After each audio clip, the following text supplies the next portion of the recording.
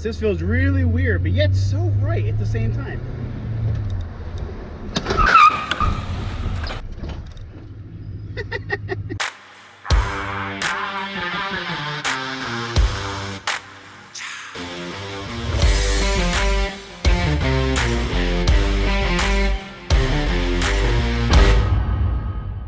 For my last video, I'm still cutting up this Mercury Grand Marquis so I can get to the chassis for my F100 build. Now, on my last video, I made a comment that I was going through a lot of trouble and a whole lot of cut-off wheels to get this car cut apart. And as you guys can see, I haven't cut actually a whole lot. Most of the stuff that's come off was just unbolted.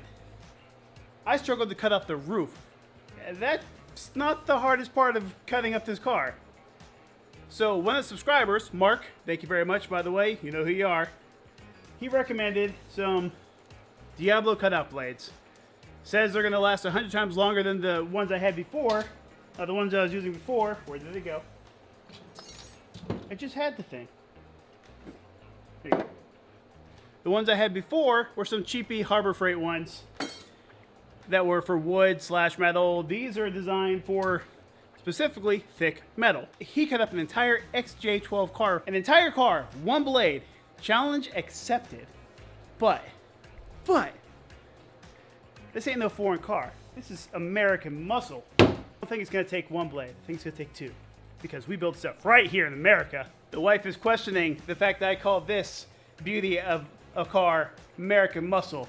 I'm sorry. It weighs 1,000,000 pounds, handles like garbage, and has a V8. That is American muscle. And we were a sick week yesterday, and one of these bad boys ran like a 10-second quarter mile.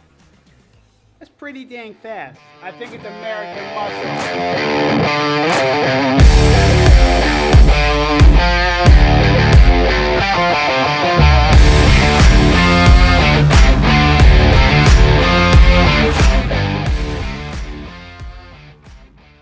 I think it's safe to say those blades worked really well. I mean, look at this. Look at this.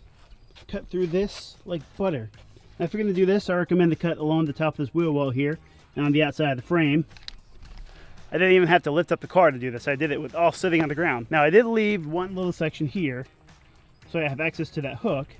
So I can take my engine hoist, hook on that, and lift up the floor as I unbolt it to cut out the sections.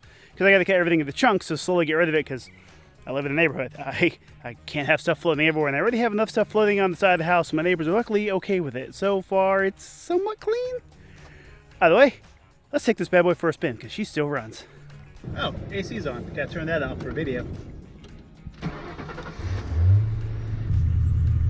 Smell gasoline. That's probably not a good sign.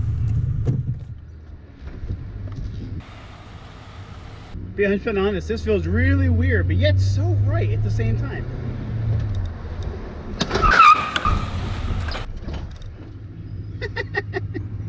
Let me do a burnout.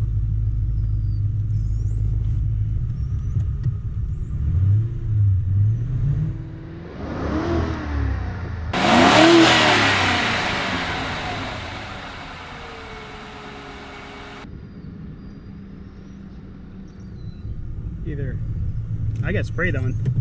That can't be good.